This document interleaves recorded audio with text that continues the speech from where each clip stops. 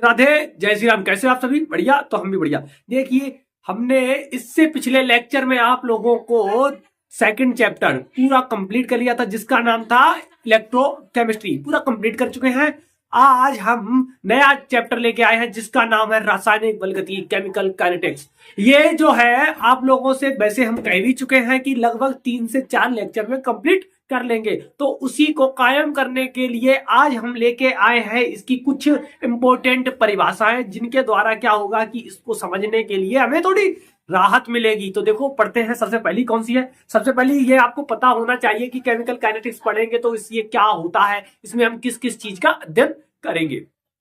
तो देखो, ये रसायन विज्ञान की एक शाखा होती है, यानी कि जो केमिस्ट्री होती है उसी की ये क्या है, ये ब्रांच है। उसी के अंतर्गत इसको भी लिया जाता है, यानी कि रसायन विज्ञान की वह शाखा जिसके अंतर्गत हम लोग रासायनिक अभिक्रियाएं जो होती हैं उनका वेग देखते हैं। वेग का मतलब होता है उनकी किस तरह से वेलोसिटी है, किस तरह से उनकी रेट ऑफ रिएक्शंस देखते हैं। और रेट ऑफ रिएक्शन ही नहीं देखते हैं, उनको कौन कौन सी चीजें प्रभावित कर सकती हैं, उनको कौन कौन सी चीजें प्रभावित करती हैं, यानी कि कम करती हैं, ज्यादा करती हैं। तो वो चीजें भी हम इसमें सीखते हैं। ये था हमारा इसका इंट्रोडक्शन। ठीक है, तो देखो सबसे पहले लिखा भी है रासायनिक बलगति होता क्या है। देखो, केमिकल काइनेटिक्स रसायन विज्ञान की वह शाखा जिसके अंतर्गत अभिक्रिया की दर, यानी कि जिसके अंतर्गत क्या होता है, हम अभिक्रिया की दर देखते हैं, यानी कि रेट ऑफ रिएक्शन देखते हैं, किस तरह से इसकी रिएक्शंस होती है, इसकी क्या रेट होगी, यानी कि कितनी स्पीड में ये होती है, कितनी स्लो होती है, तेज होती है, उस तरह से ये देखी जाती है।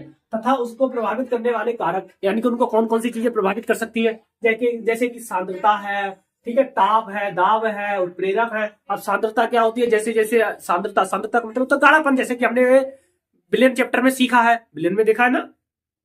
ठीक, तो वही क्या है, सांद्रता, गाढ़ापन। जितनी ज्यादा गाढ़ा होगा उतना ही ज्यादा क्या होगी, वेलोसिटी किसकी होगी, इसकी जो रेट ऑफ रिएक्शन होगी वो कैसी होगी, तेज होगी। क्योंकि उनमें क्या होता है, जो अणु ज्यादा होंगे पास में, है ना, सांद्रता ज्यादा है, अणु पास पास होंगे, ज्यादा एक दूसरे से टकराएंगे, एक दूसरे से ज्यादा टकराएंगे तो उतनी ही जल्दी क्या होता है, रिएक्शंस होती है, उतनी ही जल्दी क्या होगी, ये स्पीड इसकी बढ़ेगी। ठीक है ना। जैसा कि आप लोगों को एक एग्जाम्पल के तौर पर बताए हम, एक एग्जाम्पल जैसे देखो, मान लो कि 2 लोग हैं, ठीक, एक कमरे में बैठे हैं, उनसे कह दिया जाए एक दूसरे को मारो।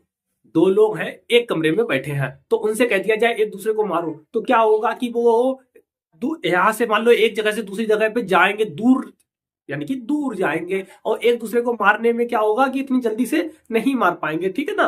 वही अगर वो ज्यादा कह दिया जाए, अगर हमने उनमें ज्यादा बैठा दिए हैं, एक ही कमरे में 20 लोग बैठा दिए हो, 20 लोग बैठा दिए और उसके बाद कह दिया जाए कि अब एक दूसरे को मारो, तो क्या होगा, सीधी सी बात है, तुरंत एक दूसरे में इतनी ज्यादा लड़ाई होगी, इतनी ज्यादा लड़ाई होगी कि पूरा मोहल्ला सिर्फ एक देर में क्या होगा, एक देर में पूरा मोहल्ला इकट्ठा हो जाएगा कि इतनी ज्यादा लड़ाई हो कैसे रही है, कैसे यहां से लड़ाई हो रही है, कैसे एक दूसरे को भी ये पीट रहे हैं, एक दूसरे को कैसे मार रहे हैं। ठीक है ना।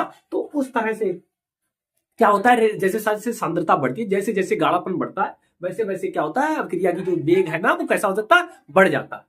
वही अगर ताप की बात करते हैं, अगर किसी भी चीज को गर्म कर दो, जैसे कि एग्जांपल के तौर पे अगर हम खड़े हैं और हम शांति से खड़े हैं, कोई आए बिना फालतू पिन कर दे, बिना फालतू की पिन करे, अगर हर बार पिन करेगा तो क्या होगा, स्वाभाविक रूप से टेम्परेचर बढ़ेगा। टेम्परेचर बढ़ेगा तो क्या होगा कि लड़ाई होगी, रेट ऑफ रिएक्शन, यानी तुरंत रिएक्शन हो जाएगी, तुरंत क्या होगी, रिएक्शन हो जाएगी। अगर किसी ने बिना फालतू की पिन कर दी तो क्या होगा, रिएक्शन होगी। यानी कि सीधी सी बात है, जैसे जैसे टेम्परेचर बढ़ाते हैं, जैसे जैसे टेम्परेचर बढ़ाते हैं, रेट ऑफ रिएक्शन कैसी होती है, इंक्रीज होती है। ओके ना। दाब, अब अगर मान लो कि दाब बढ़ा दिए तो पास पास में आएंगे, अब पास पास में आएंगे तब भी रिएक्शन होगी। अब जैसे कि 4-5 लोग हैं, अब उनको जितना ज्यादा पास पास लाओगे तो उतनी ही जल्दी क्या होंगे, वो एक दूसरे से मिलेंगे, एक दूसरे से मिलेंगे तो क्या होगा, उनकी रेट ऑफ रिएक्शन, यानी कि उनके एक दूसरे से बोलना, व्यवहार, बातचीत उतनी ज्यादा होगी, जितना पास में होंगे उतनी ज्यादा होगी। तो इस तरह से भी क्या होता है, रेट ऑफ रिएक्शन बढ़ती है। अगला है उत्प्रेरक। उत्प्रेरक क्या होते हैं, कुछ ऐसे होते हैं कि जो क्या, उत्प्रेरक, पहले ये बताओ होते क्या। उत्प्रेरक वो होते हैं, जैसे कि आपने शादी हुई है किसी की, मान लो शादी होती है, तो ऐसे तो शादी होती नहीं है, कैसे होती है, एक लड़का वाला एक लड़की वाले, दोनों लोगों को, लड़के वाले को और लड़की वाले को मैनेज करने के लिए एक बीच में बिचौलिया होता है ना, उसी को कहते हैं उत्प्रेरक। उसी को क्या कहते हैं, उत्प्रेरक। वहां कहते हैं मझिया, यहाँ कहते हैं उत्प्रेरक, उत्प्रेरक कहते हैं। ठीक है, यानी कि दोनों लोगों को ये क्या करता है, बैलेंस में रहता है, इधर की भी बात करेगा उधर की भी बात करेगा, या क्या कर सकता है कि ये किसी भी चीज को जो बैलेंस में बनाए। ठीक है, तो वही आपका उत्प्रेरक होता है। ये क्या करता है, रेट ऑफ रिएक्शन को कम भी कर सकता है, ज्यादा भी कर सकता है। ठीक है, ये दोनों प्रकार के होते हैं, कम भी कर सकते हैं, ज्यादा भी कर सकते हैं। का अध्ययन किया जाता है। यानी कि इसमें क्या होता है, अध्ययन किया जाता है, सीधी सी बात है, रसायन विज्ञान की वह शाखा जिसके अंतर्गत अभिक्रिया की दर तथा उसको प्रभावित करने वाले कारण जैसे कि सांद्रता हो गई है, ताप हो गया, दाब हो गया, उत्प्रेरक का अध्ययन किया जाता है, रासायनिक बलगतिकी कहलाती है। कोई डाउट?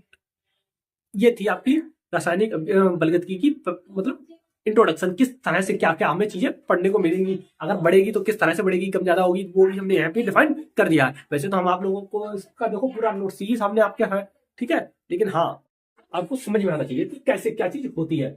अब जैसे कि अपक्रियाएं जो होती हैं वो कई प्रकार की हो सकती है, लेकिन यहाँ पे मुख्यतः हमने 3 प्रकार की लेनी। कौन कौन सी? एक होती है तीव्र अपक्रिया, एक होती है मंद अपक्रिया, एक होती है अति मंद अपक्रिया, बहुत स्लो। एक वो होती है जो बहुत जल्दी हो जाती है, यानी कि जिनका आप कहते हैं ना घंटों का काम मिनटों में, मिनटों का काम सेकंडों में, जो सेकंडों में हो जाती हैं, सेकंडों में, उन्हें कहते हैं हम लोग तीव्र अपक्रिया। देखो लिखा भी है अपक्रिया जो क्षण भर में पूरी हो जाती है, आयनिक अपक्रिया आयनिक अपक्रिया है या फिर तीव्र अपक्रिया कहलाती है। ठीक है, आयनिक भी कह सकते हैं या तीव्र भी कह सकते हैं, लिख दें। ठीक है, आयनिक या तीव्र।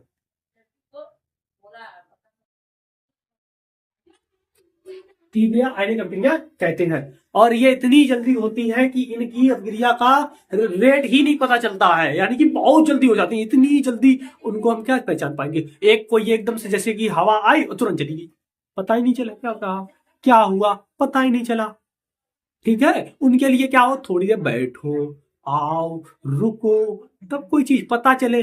अब जैसे कि ये गोली आई सर से निकल गई, देख ही नहीं पाई भाई हमने कहा गई गोली, क्या ठीक है आई सर से निकल गई, पता ही नहीं चला। अगर कोई चीज जा रही है ऐसे करके धीरे धीरे जाते हुए प्रतीत तो हो, जाते जाते दिखाई तो दे कि हाँ जा रही है, एकदम से चली गई तो भाई हमारे क्या पल्ले पड़ेगी, हमें दिखाई नहीं दी। ठीक है, तो इसलिए इसका क्या आया था, वेग निर्धारित नहीं कर पाते हम लोग तीव्र प्रक्रियाओं का। ठीक है, इसके जैसे कि एग्जांपल देखो, उदासीनीकरण है, अपक्षेपण अपक्रिया है, उदासीनीकरण अपक्रिया जैसे कि आपने बहुत ही क्लास 10th में पढ़ा है, जैसे अम्ल और क्षार की क्रिया कराते हैं, एक एसिड और एक बेस की जब रिएक्शन कराते हैं तो क्या बनता है, एक लवण बनता है और जल बनता है। इसी क्रिया को क्या कहते थे, उदासीनीकरण अपक्रिया कहते थे, न्यूट्रलाइजेशन रिएक्शन कहते थे ना, उसी का। अब अवक्षेपण प्रक्रिया क्या होती है, अवक्षेपण प्रक्रिया का मतलब होता है जब दो तत्वों को मिला दिया जाए और एक तत्व नीचे बैठ जाए, एक तत्व जो उत्पाद बने वो क्या हो जाए, नीचे बैठ जाए, यानी कि नीचे जो भी अवक्षेप के रूप में प्राप्त होता है उसी को अवक्षेपण प्रक्रिया कहते हैं। इसका ही एक एग्जाम्पल हमने लिख लिया, क्योंकि उदासीनीकरण प्रक्रिया को तो आप लोगों ने बहुत अच्छी तरह से पहले से सीख चुके हैं, और जिसको हम बहुत अच्छी तरह से पहले से सीख चुके हैं उसको हम क्यों सीखेंगे, उसको हम सीखने की हमें क्या जरूरत है, कोई जरूरत ही नहीं है। ठीक है ना, ठीक है, स्पीड तेज तो नहीं है, अगर स्पीड ज्यादा तेज हो तो बता देना, ठीक है ना, कमेंट बॉक्स में बता देना स्पीड ज्यादा तेज हो, हम हल्के हल्के पढ़ाने लगेंगे, आराम हमारा पढ़ाने लगेंगे, स्लोली स्लोली पढ़ाने लगेंगे, क्योंकि हमने स्पीड में क्या हुआ, थोड़ा इंक्रीमेंट किया जिससे कि आप लोगों को किसी भी प्रकार की कोई भी समस्या ना रहे। ठीक, अगला देखो जैसे कि AgNO3, Ag क्या होता है, सिल्वर NO3 क्या होता है, नाइट्रेट, सिल्वर नाइट्रेट की जब HCl के साथ क्रिया करते हैं तो AgCl यानी कि सिल्वर क्लोराइड और नाइट्रिक अम्ल बनता है। अब जो AgCl है यही क्या होता है, अवक्षेप के रूप में मिलता है, यही क्या होता है, अवक्षेप के रूप में मिलता है। अवक्षेप का मतलब होता है यही क्या होता है, नीचे की तरफ बैठ जाता है, नीचे की तरफ बैठ जाता है। ओके ना, ठीक, सीधी सी बात है, जो अपक्रियाएं बहुत जल्दी हो जाती है वो कौन सी होती है, तीव्र अपक्रियाएं होती है। ठीक है ना, जैसे कि एकदम से आई चली गई, वो क्या हो गई, तीव्र अपक्रिया होती है, बहुत तीव्र। ठीक है, वो कहते हैं ना कि मतलब एकदम से आई और निकल गई। ठीक है, बहुत तीव्र अपक्रिया। और जो आई, रुकी, देखा जिसे हमने, उनके बारे में हम कुछ बता भी सकते हैं, जो आया तुरंत चला गया उसके बारे में हम क्या बता सकते हैं, नहीं बता सकते ना, वैसा सेम यहाँ पे प्रोसेस है।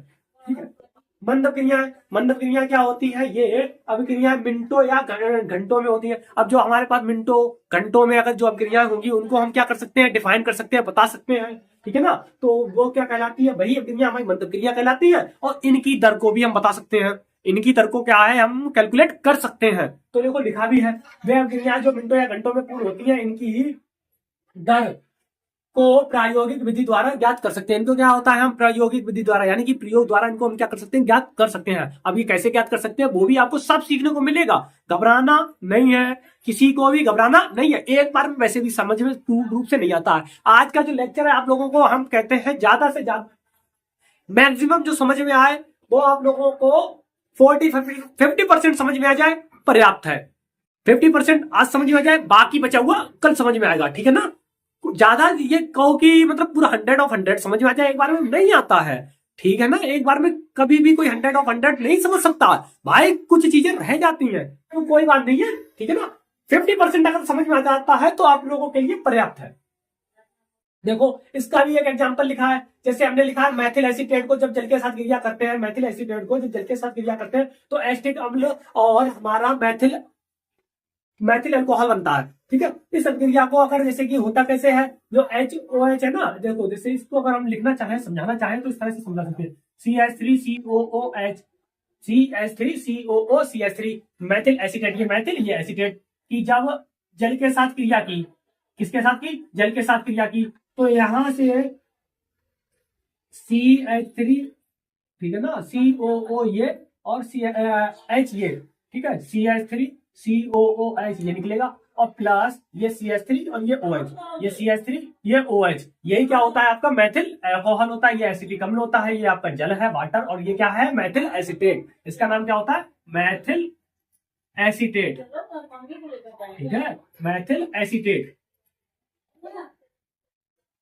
ठीक है, इस तरह से क्या करते हैं हम इसको रिएक्शन को लिख भी सकते हैं, और ये क्या होती है घंटों में होती है ना, घंटों का, और घंटों में होती है, मिनटों में होती है, और जो घंटों चीजें हमारे पास रुकेंगी, मिनटों में चीजें रुकेंगी हमारे पास, उनको क्या कर सकते हैं हम आराम से उनकी रेट ऑफ रिएक्शन बता सकते हैं। कोई डाउट किसी भी प्रकार का, किसी भी बच्चे को कोई डाउट हो यहां तक देख लो, एक बार अच्छी तरह से देख लो। ठीक है, अब आ जाओ अगली अतिमंद क्रियाएं। अतिमंद क्रिया क्या होती है, जो बहुत ही समय में होती है, जिनको हम घंटों लग जाते, वो सॉरी घंटों नहीं महीनों लगते हैं, सालों लग जाते हैं, वो क्रिया क्या कहलाती है अतिमंद क्रियाएं। ठीक है, जो आई बैठ गई, जो आई बैठ गई, उनके बारे में हम पूरा पूरा बता सकते हैं कि ये क्या है, डिटेल में बता सकते हैं। जो हमारे पास सालों के हिसाब से, मान लो कोई आदमी रह रहा है, कोई अगर हमारे पास सालों से रह रहा है तो उसके बारे में हम बहुत अच्छी तरह बता सकते हैं। कोई जो तुरंत आके चला गया उसके बारे में नहीं बता सकते हैं, जो थोड़ी देर में अगर आके बैठा तो उसके बारे में कुछ ना कुछ हम बता सकते हैं। तो वही है कि ये क्या होती है, ये जो आपकी अतिमंद क्रिया होती है ये महीनों या सालों में होती है। अब जैसे कि इसका अगर एग्जाम्पल लिखना चाहे, जैसे कि लोहे पर जंग लगना, अब लोहे पर जंग लगती है तो वो एक दिन में तो लगती नहीं, कि लोहे को लिया पानी में डाल दिया जंग लग गई, या लोहे को उठाया ऐसे नमी के स्थान पे डाल दिया, मिट्टी में डाल दिया तो जंग लग गई। भाई एक दिन में तो लगेगी नहीं, एक घंटे में नहीं लगेगी, एक मिनट में नहीं लगेगी, एक सेकंड में नहीं लगेगी, ये क्या होगा टाइम लेगा। हो सकता है 10-15 दिन में लगे, ठीक है, हो सकता है एक महीने में लगे, हो सकता है कि सिचुएशन के हिसाब से जिस जगह जगह है उस हिसाब से क्या होगा ये कि सालों में लगे। ठीक है, और कभी कभी क्या होता है अगर आप उसको प्रोटेक्शन अच्छी तरह से देते हैं तो साले में जल्दी लगती तक नहीं, सालों में लगेगी आगे कई सालों में। ठीक है, तो इस तरह से क्या होता है ये बहुत ही समय में लेती है, यानी कि ज्यादा समय लेती है, मोर टाइम लेती है, take more time comparison to slow reactions and fast reactions. ठीक है, तो इसके ये रहा लोहे पर जंग लगना, ये क्या है आपके इसके एग्जांपल है। एक है प्रारंभिक, इसके कुछ अब जो अभिक्रियाएं होती हैं तो कौन कौन से चरणों में होती है, कितनी स्टेप में हो सकती है, तो उनके हिसाब से भी यहाँ पे हमने डिफाइन किया है। एक है हमारी प्रारंभिक अभिक्रिया और दूसरी है हमारी जटिल अभिक्रिया है। प्रारंभिक यानी कि प्रारंभिक अभिक्रिया एलिमेंट्री रिएक्शन, और जटिल अभिक्रिया को कहते हैं कॉम्प्लेक्स, क्या कहते हैं कॉम्प्लेक्स रिएक्शन। ठीक है, कॉम्प्लेक्स रिएक्शन कहते हैं। ठीक, अब देखो इस तरह से हमने क्या कहते हैं, जटिल अभिक्रिया क्या होती है, प्रारंभिक अभिक्रिया क्या होती है, जैसे कि कोई अभिक्रिया होती है जो एक ही पद में हो जाए, एक ही पद में हो जाए उसे कहते हैं हम लोग प्रारंभिक अभिक्रिया। जैसे कि एक है ना, एक आई, उनको हम तुरंत एक ही बार में समझ लिया, एक ही बार में उन्होंने जो दिखाना था, अपना जो भी प्रदर्शन करना था वो अपना करके एक ही बार में चली गई। जितना भी उन्होंने अपने अंदर को छुपाया नहीं, जो आई उन्होंने बिल्कुल सेम डिट्टो के हिसाब से अपना प्रदर्शन करके चली गई।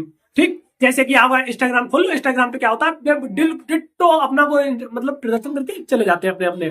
ठीक है ना, जो भी उन्हें प्रदर्शन करना होता है। कुछ होते हैं जो थोड़ा थोड़ा टाइम लेते हैं, थोड़ा थोड़ा टाइम लेते हैं, पहले अपनी एक दूसरा एबिलिटी दिखाते हैं, पहले क्या होगा कि वो अपने थोड़े थोड़े गुण दिखाते हैं, फिर उसके बाद थोड़े अलग से गुण दिखाते हैं, फिर और अलग गुण दिखाते हैं। तो इनमें क्या होता है जैसे कि रिएक्शंस जो धीरे धीरे इनको हम समझ पाए, धीरे धीरे उन्होंने आज थोड़े गुण दिखाए, कल थोड़े गुण दिखाए, परसों और थोड़े गुण दिखाएंगी, तो उस हिसाब से क्या होता है उनके गुणों को समझने के लिए थोड़ा अलग से देखना पड़ता है कि कौन सा समय इन्होंने कौन सी जो गुण था ज्यादा देर तक रखा, यानी कि कौन से काम इन्होंने थोड़ा स्लो किए, तो वो ठीक है उस तरह से इनको क्या कर सकते हैं हम तब जज कर सकते हैं, यानी कि तभी हम जज कर सकते हैं ना। तो इसी तरह से उनको कब जज करेंगे, जब जब हम उनकी एबिलिटी यानी कि स्लो रिएक्शन के हिसाब से उनको हम जज करते हैं।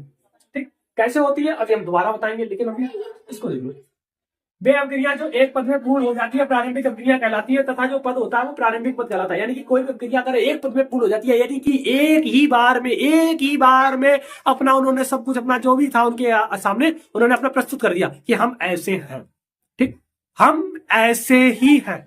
तो उन्होंने अगर वो प्रस्तुत कर दिया है तो उसी को कहते हैं प्रारंभिक, और उनका जो पद कहलाता है, ऐसी क्रिया होती है उसे कहते हैं प्रारंभिक पद। उसे क्या कहते हैं हम लोग? प्रारंभिक पद कहते हैं, ठीक है, एलिमेंट्री स्टेप कहते हैं, ठीक।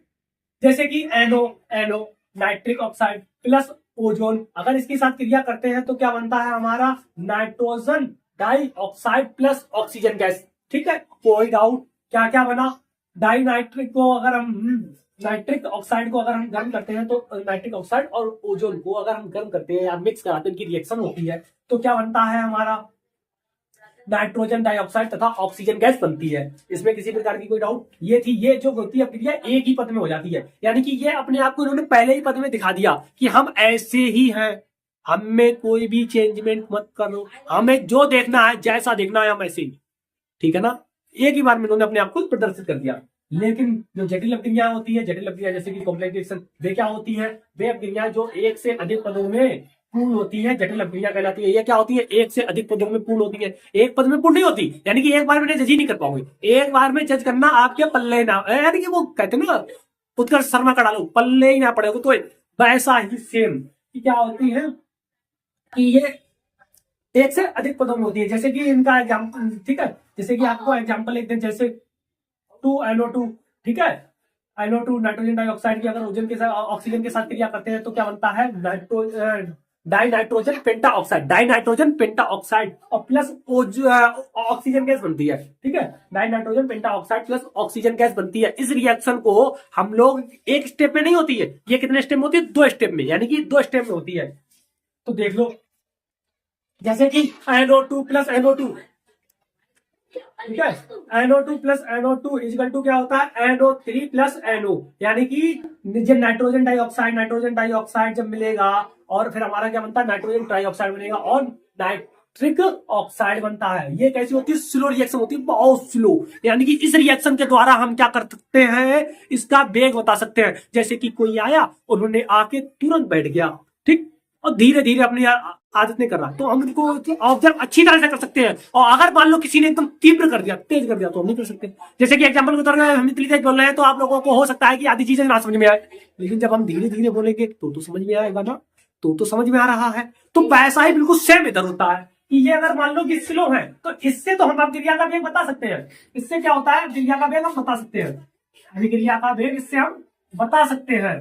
लेकिन जो नीचे वाली होती है इससे बता सकते हैं, लेकिन इससे नहीं बता सकते क्योंकि ये तीव्र होती है। इसमें क्या होता है? जैसे कि नाइट्रिक ट्राइऑक्साइड, यानी कि नाइट्रोजन ट्राइऑक्साइड है, नाइट्रोजन डाइऑक्साइड, जब इनकी क्रिया करते हैं तो डाई नाइट्रिक पेंटा ऑक्साइड बनता है। और ये क्रिया कैसी होती है? तीव्र क्रिया होती है, बहुत तेज होती है। तो इसलिए क्या होता है? इसको हम एकदम से नहीं देख सकते हैं, एकदम से नहीं बता सकते हैं, क्योंकि तीव्र होती है ना। तीव्र वाले काम है हम समझ में नहीं आते, आधे समझ में आते, आधे चले जाते। तो इनको क्या होता है? हम अच्छी तरह से नहीं बता सकते हैं। इनकी जो रेट ऑफ रिएक्शन होती है हम अच्छी तरह से नहीं बता सकते। अगर रेट ऑफ रिएक्शन को अगर अच्छी तरह से बताना हो तो उसके लिए क्या करते हैं? हमें मंद क्रियाओं का यूज करना पड़ता है। ओके, कोई डाउट? Any doubt? ठीक है, तो इस तरह से थी ये रिएक्शंस। तो आज के लिए बस इतना ही। आगे फिर मिलेंगे इसकी नए टॉपिक के नए लेक्चर के साथ। लेकिन आगे का जो टॉपिक होगा, यानी कि अभिक्रिया का वेग, उसको कितने प्रकार के होते हैं, ठीक है, अभिक्रिया का वेग, अब जैसे कि कौन कौन से अभिक्रियाओं को यहाँ पे हम कर सकते हैं। फिर उसके बाद होगा अभिक्रियाओं की कोटि, शून्य कोटि की अभिक्रिया, प्रथम कोटि की अभिक्रिया, द्वितीय कोटि की अभिक्रिया, इनमें सब, ठीक है। ये जो होगा, वैसे कल का जो टॉपिक होने वाला है ये इतना इंपॉर्टेंट होने वाला है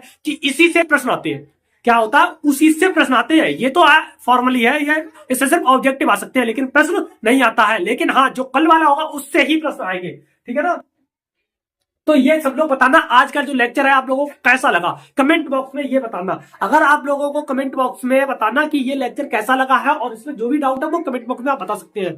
तो आज के लिए बस इतना ही। लेकिन आप लोगों से जो कोई भी आप लोगों से कहना है कि अगर जो कोई भी हमारे चैनल पर नया है तो चैनल को सब्सक्राइब कर ले और लोगों के पास शेयर करें, क्योंकि आप लोगों को पता है हमारी जो वीडियोस है वो 3 दिन, सोमवार, मंगलवार, बुधवार को क्लास 12 की पहुंचती है। उसके बाद 3 दिन मैथ की पहुंचती है और संडे वाले दिन साइंस पहुंचती है, ठीक है। और फिर उसके बाद क्या होता है, किसी किसी जैसे कि अगर मान लो वीडियोस का अगर हम ज्यादा बना लेते हैं, ठीक है, टाइम मिल जाता है तो ज्यादा बना लेते हैं, तो बीच में भी एक दो डाल देते हैं, ठीक है ना। लेकिन आपका ये जो टाइमिंग है ये तो बिल्कुल फिक्स है, ठीक है ना। तो इसी के लिए आप लोगों से क्षमा चाहते हैं। तो तब तक के लिए राधे राधे, जय श्री राम।